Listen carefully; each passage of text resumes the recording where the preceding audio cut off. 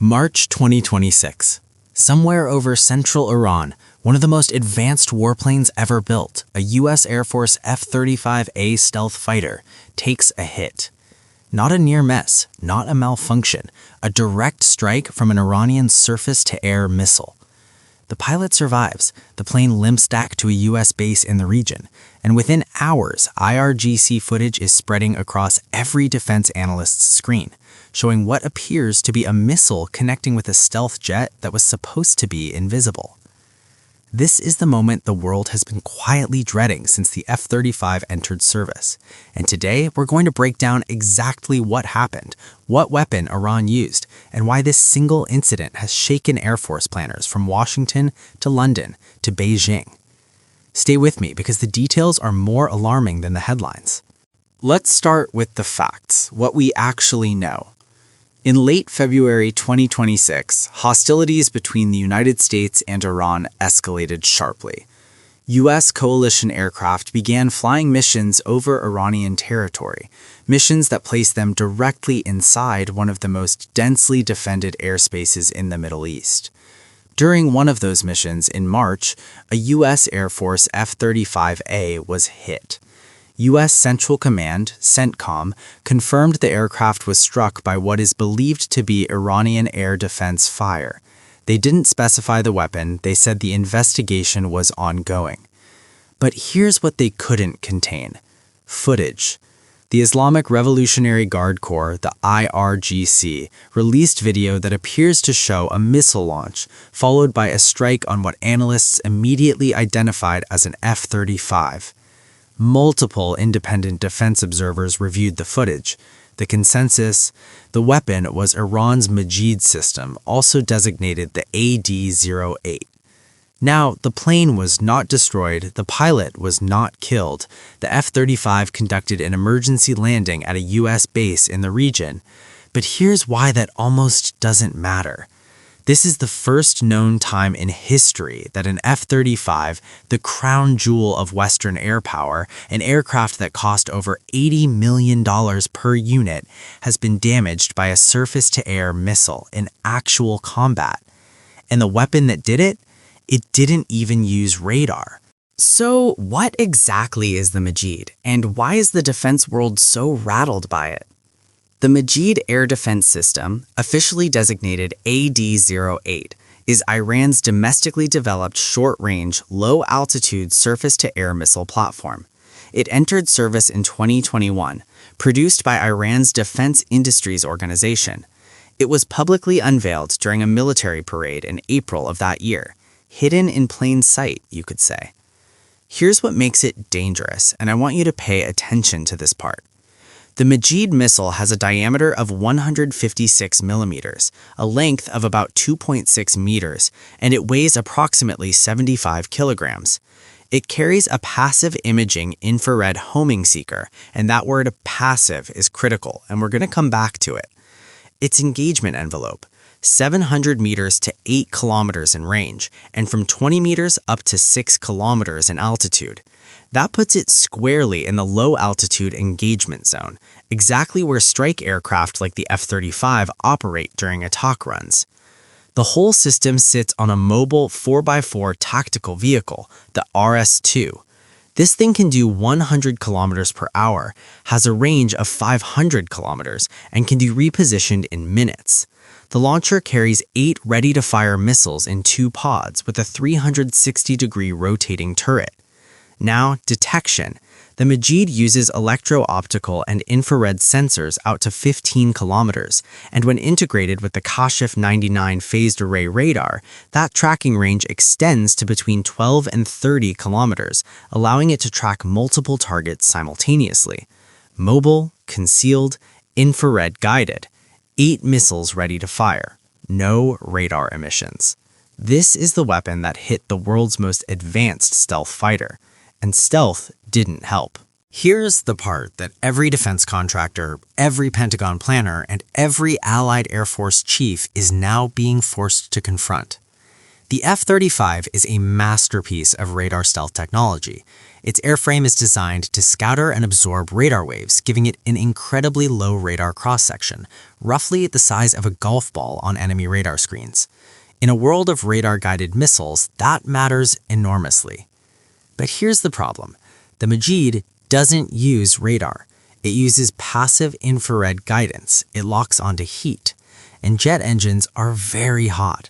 No matter how radar invisible the F-35 is, its engines generate a significant infrared signature, especially at lower altitudes and higher power settings, precisely when an aircraft is conducting a strike run over a defended target.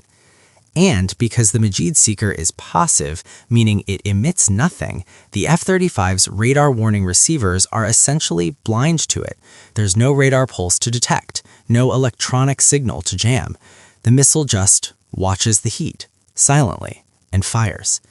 By the time a pilot receives an IR launch warning, if they receive one at all, the missile may already be in the terminal phase of its flight.